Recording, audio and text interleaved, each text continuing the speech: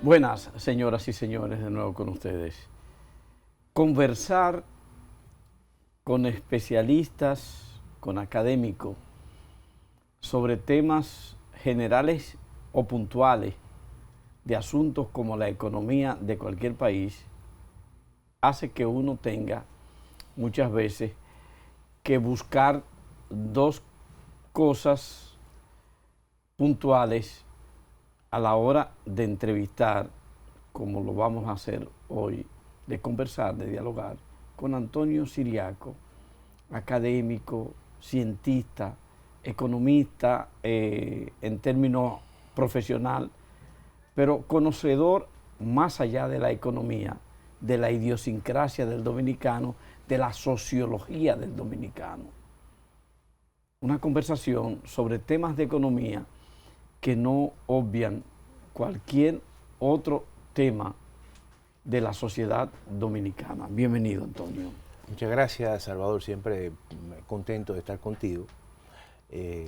Y quizás hubiese sido también en programas anteriores, pero te pido excusa precisamente por situaciones que se me presentaron. Pero estamos aquí siempre a tu disposición. La pandemia ha obligado a muchas cosas.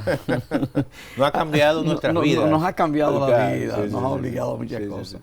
Antonio, la gente, por iniciar de una manera, vive preguntándose muchas veces frente a las informaciones del área económica, si es cierto o no lo que le están diciendo, y hasta negando la certeza de eso. Claro. La gente no se explica aquello de que la economía está creciendo. La gente no entiende cómo tan rápidamente República Dominicana logró reposicionarse, a pesar de que prácticamente todos durante meses nos fuimos a la casa. Claro. Nos ausentamos de los centros de producción, ya sea del trabajo público, del trabajo privado, en un porcentaje muy alto. La economía de la República Dominicana, primero en sentido general, ¿cómo tú la valoras? ¿Cómo tú la ves? ¿Hasta qué nivel de sanidad tú le encuentras a una economía en estos tiempos de pandemia? Mira, Salvador, antes de venir aquí, estaba viendo un informe, el último informe de actualización del Fondo Monetario Internacional sobre las perspectivas de la economía mundial.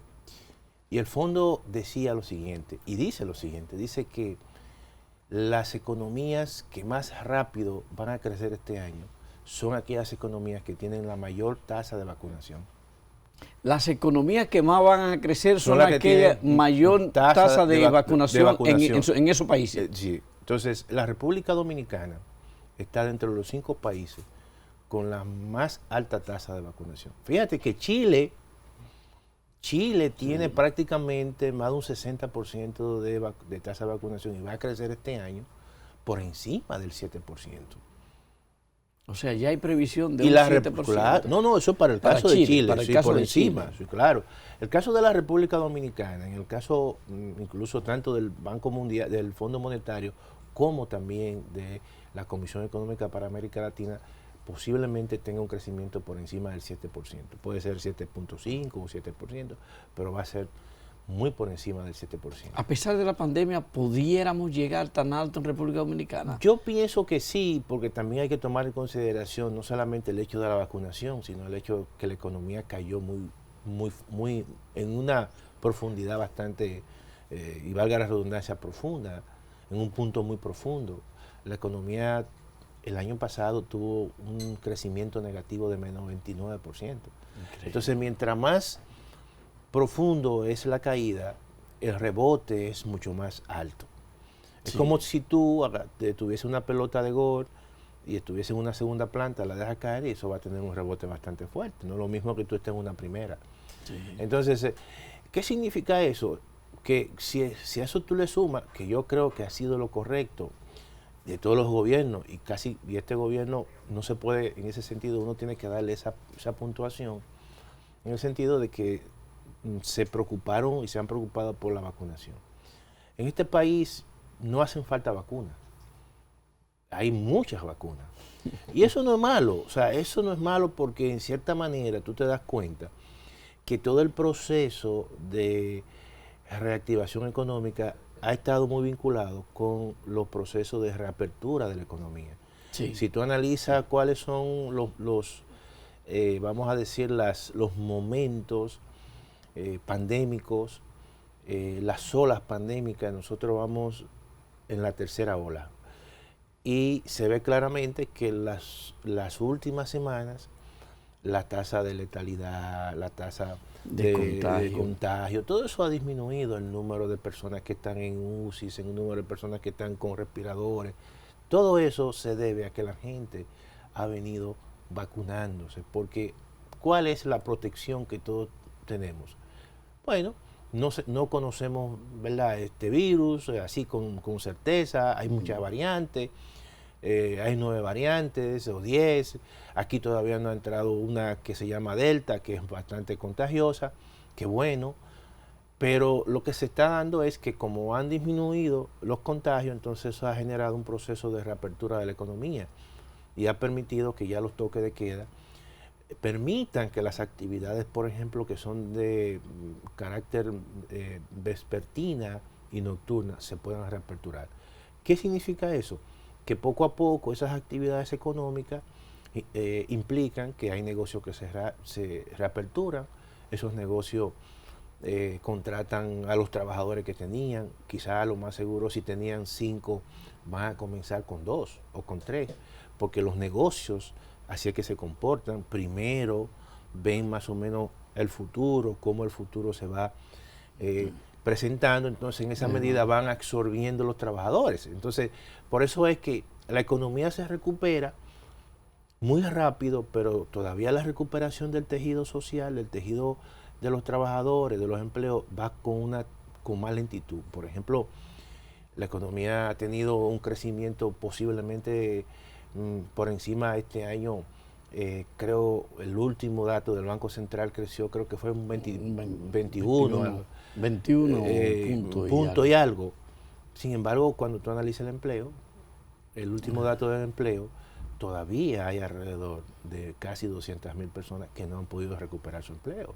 De lo que perdieron. De lo que perdieron. Porque hay dos cosas, Salvador, que hay que tomar en consideración. La pandemia destruyó empleo. Y ahora implica que tú estás recuperando, pero también hay gente nueva que entra nuevo al mercado de trabajo. Sí. Por lo tanto, eso implica que el esfuerzo que hay que hacer es un esfuerzo bastante doble, en el sentido de que la recuperación tiene que ser lo bastante robusta para que no solamente recupere los empleos que se destruyeron por la pandemia, sino también que absorba los empleos nuevos que entran al mercado de trabajo, porque hay muchos jóvenes que terminan su universidad y que por primera vez entran al mercado de trabajo a buscar sus empleos. Todo eso es un reto que tienen los negocios, que tienen las microempresas, las pequeñas, las grandes empresas, de absorber todo eso. Todavía no podemos hablar, a pesar de que la economía va a terminar con un crecimiento alto, pero todavía no podemos decir que hay una recuperación total, no solamente en la República Dominicana, sino en la economía mundial. En el mundo. Antonio, ¿cómo se puede hablar de recuperación económica en el país si estamos claros en que el turismo, que era de lo más fuerte, está todavía por el piso en el sentido de su recuperación real, aunque hemos tenido algunos éxitos, el turismo, por ejemplo. Tú has puesto el dedo en la llaga, por eso yo te digo, y qué bueno que tú pones el caso del turismo a colación, porque no podemos hablar de una recuperación como la del 2019 o 2018. O sea, durante ese periodo la economía tuvo un crecimiento, eso hay que decirlo, de 6.1. O sea, todavía nosotros no hemos, incluso ni el próximo año, las proyecciones que tenemos, que es que la economía este año va a crecer mucho, pero el año que viene va a terminar con un proceso de estabilización, con un crecimiento más bajo del 5.1, que no es el crecimiento que dejó la economía en el año 2019. Que estábamos fortaleciendo cada vez más. Claro. Estábamos la economía, y no solamente estable, sino que se estaban creando alrededor de 130.000 empleos. Déjame decirte lo siguiente. Sobre el resto de América Latina, incluso, claro. no con relación a nosotros mismos. Pero déjame decirte, Salvador, que yo siempre lo pongo de ejemplo, y esa es la realidad. O sea, lo que estamos diciendo es un dato, es una realidad.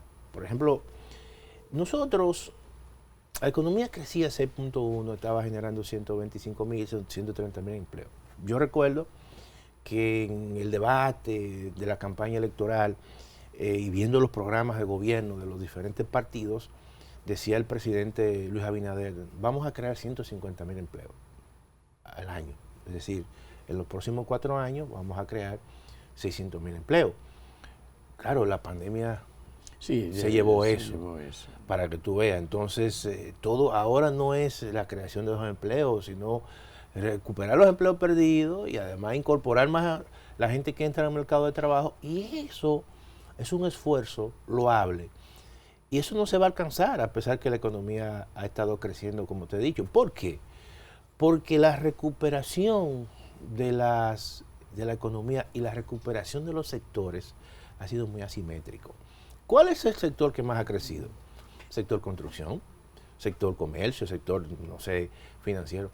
Pero un sector tan importante, que es quizá uno de los sectores que más encadena con el resto de la economía, que es el sector turismo, va a necesitar parte del año pasado, del año próximo, para tener una recuperación, por lo menos, parecida al año 2019. O sea que los sectores que pudieron habernos dado este crecimiento que exhibe la economía son sectores que no son los más representativos ni para el empleo, ni para la producción de riqueza propiamente en el país. No, sino que no todos los sectores se han recuperado a la misma velocidad. Allá. Y por eso es que no podemos hablar de una recuperación total.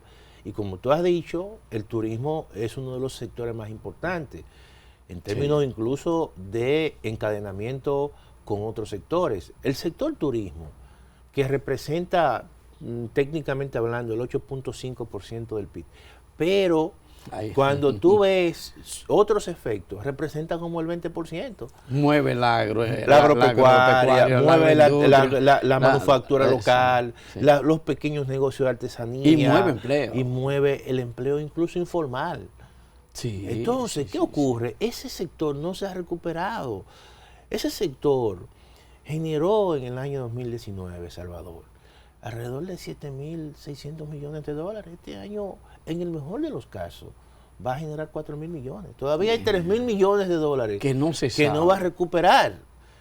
Entonces, ¿por qué? Bueno, porque es un sector cuya reapertura total, cuyo crecimiento y reactivación total no depende de nosotros, depende de los países de donde proceden los turistas. Si Canadá está cerrado, si Francia está cerrado, si Estados Unidos tiene dificultad, si Europa tiene dificultad, de ahí que vienen los turistas. Entonces, ¿qué va a ocurrir? Que la gente ralentiza sus viajes, la gente ralentiza sus vacaciones. Y generalmente este país se ha convertido en quizás el número 1 en las vacaciones prácticamente de muchos países ricos en el mundo. Nosotros hemos hecho el trabajo, nosotros hemos vacunado a la gente, pero no solamente eso es suficiente, eso es una condición necesaria, pero lo otro sencillamente depende de los otros. ¿Tú entiendes? Entonces ya ahí nosotros eso no lo controlamos, y por eso es que todavía no se puede aquí hablar de una recuperación plena. Yo digo una recuperación plena porque no hay que comparar este año 2021 con el 2020. Es con el 2019. Es con el 2019, claro, que podría ser lo que signifique la recuperación. La recuperación, primero. Correcto. Primero. Para que lo anotes por ahí, que yo sé que a ti te gusta indagar cosas, para que lo anotes en tu memoria. Sí. Me sorprendió un detalle. Algunos municipios del país han tenido fiestas patronales.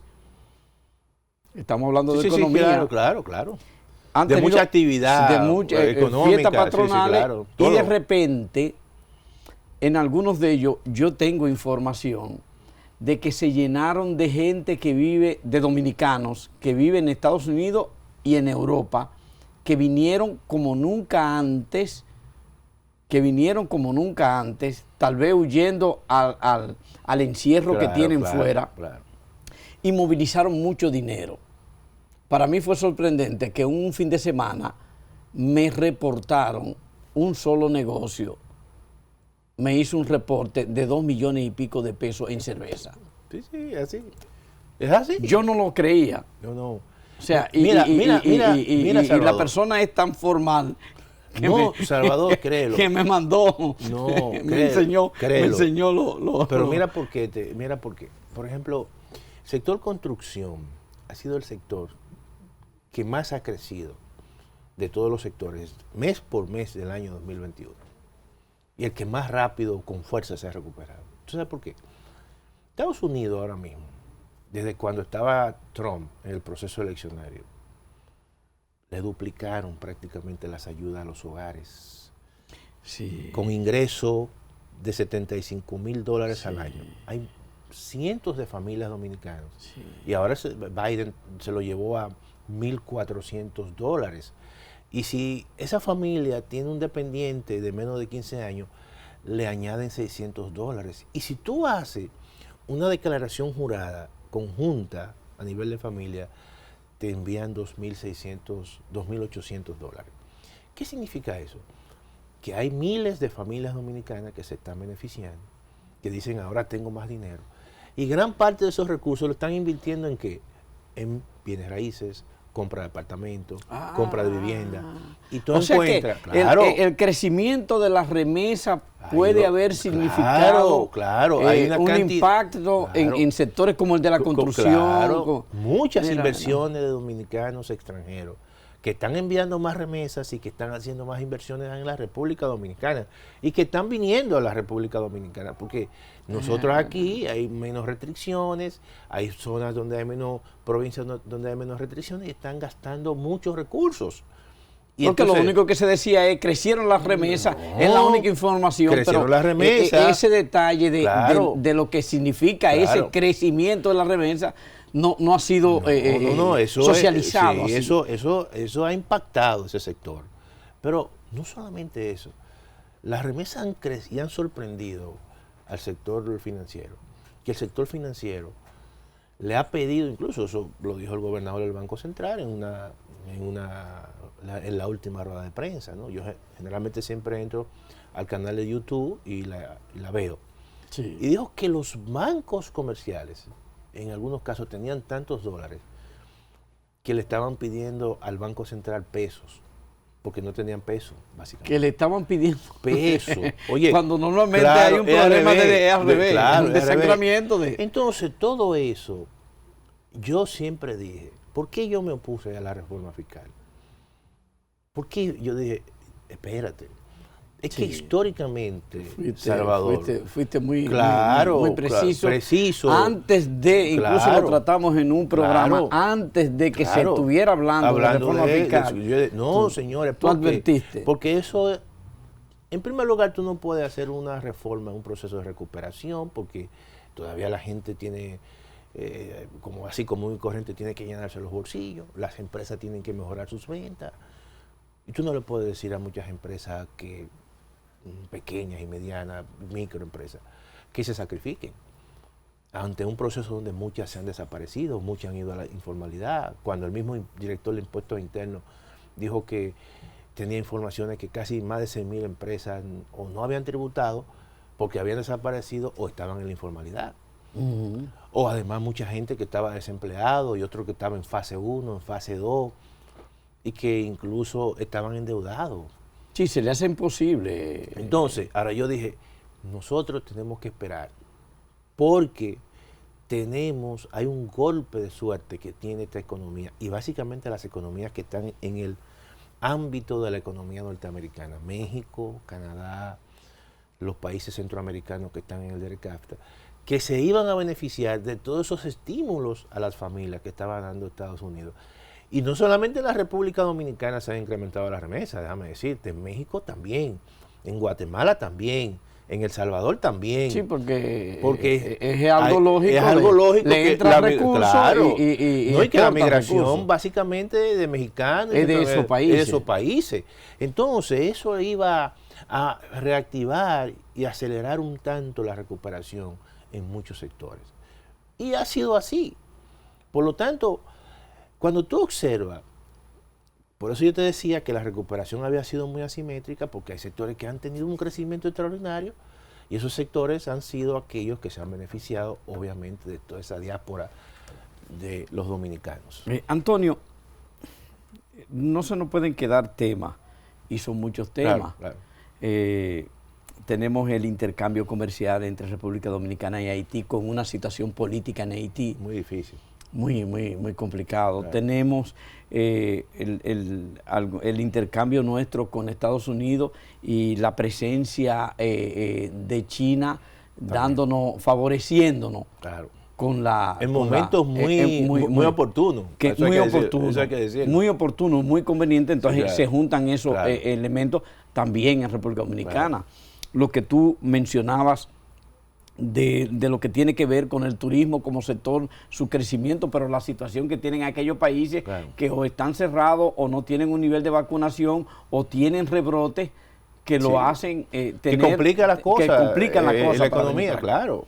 Entonces, con toda esa situación, tú tienes dos particulares atinentes al empleo en República Dominicana. Yeah.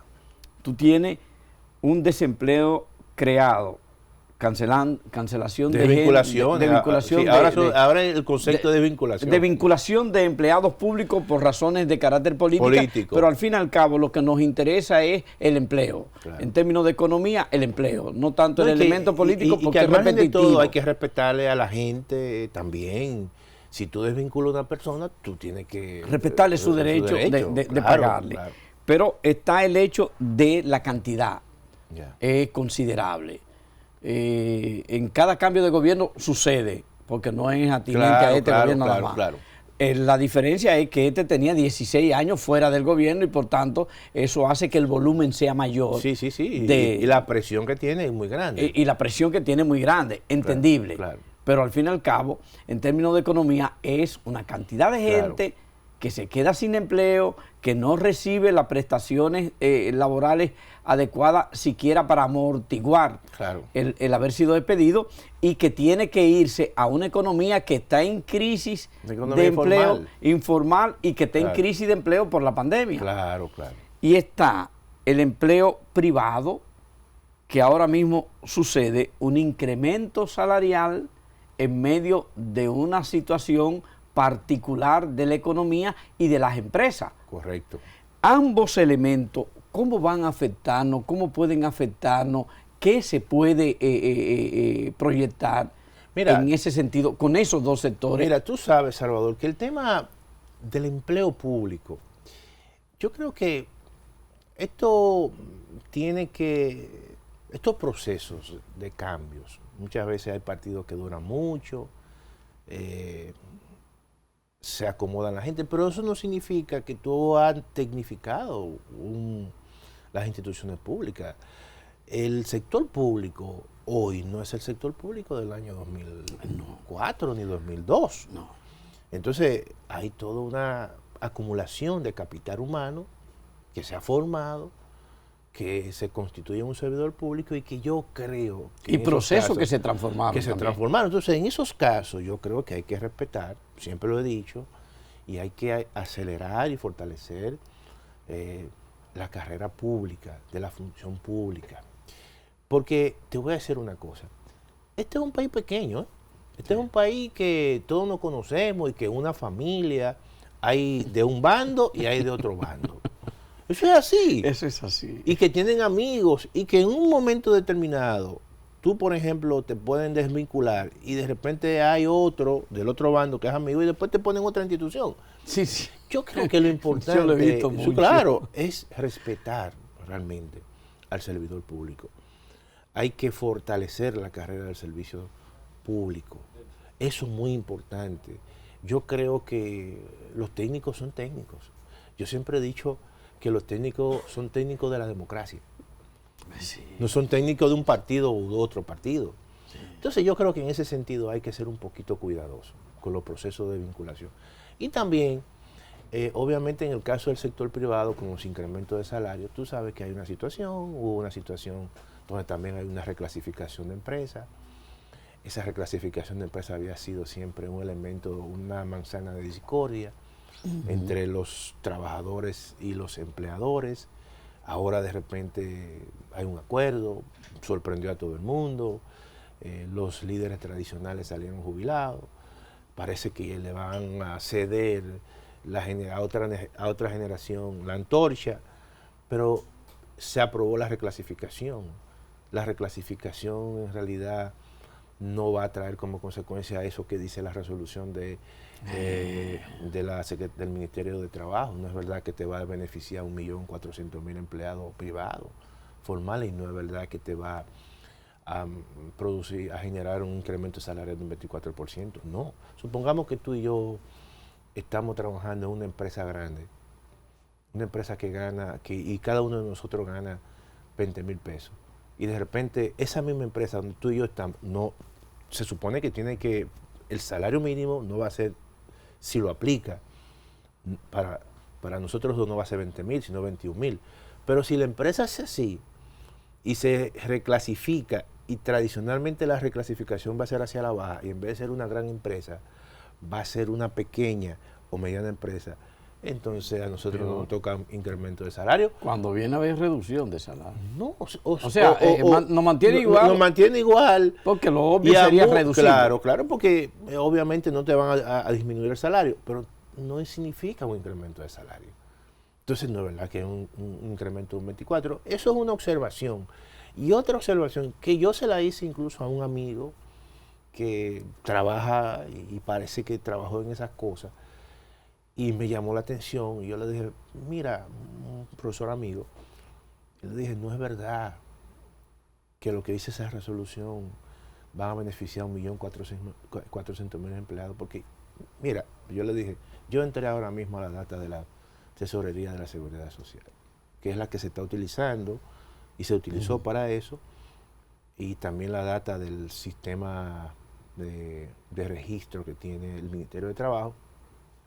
Y solamente, Salvador, el sector privado tiene 1.500.000 empleados privados, formales, sector privado. Entonces no es verdad que te va a beneficiar casi la totalidad. Eso es imposible. Eso es imposible. Entonces cuando tú haces y comienzas a ver los rangos, por ejemplo, de menos de 5.000, eso sí, ahí hay 94.000 empleados. Entre 5.000 y 10.000 hay alrededor de 256.000, y entre 10.000... Ahí puede haber un impacto positivo. Entre 10.000 y 30.000. Entonces, tú dices, espérate, la suma de todo eso es como 750.000 empleados, pero no 1.400.000. Imposible. Es imposible. Es imposible. Y eso sin tomar en consideración los procesos de reclasificación. Ahora, todo esto favorece al sector privado, es lógico. Las empresas tenderán a ser más pequeñas en términos de su reclasificación. Y también hay un elemento que la gente no ha tomado en consideración, que va a profundizar el proceso también de transformación de las empresas hacia la baja, es decir, hacia ser pequeñas, medianas. Y es el hecho de que en el Congreso Nacional hay un anteproyecto de ley de modificación a la ley 340-06 de compra y contratación pública, que le aumenta el porcentaje de compras a las MIPYMES de un 20 a un 30. Entonces tú verás ahora mismo muchas empresas grandes con mucha capacidad que se van a fraccionar para entonces poder aprovechar. Claro. Entonces eso es una tendencia que va a ocurrir. Permítenos, Antonio, hacer una pausa informativa y comercial antes de continuar con esta conversación. Claro. Después de la pausa, realidades que tenemos encima. Haití, República Dominicana y el comercio. Después de la pausa.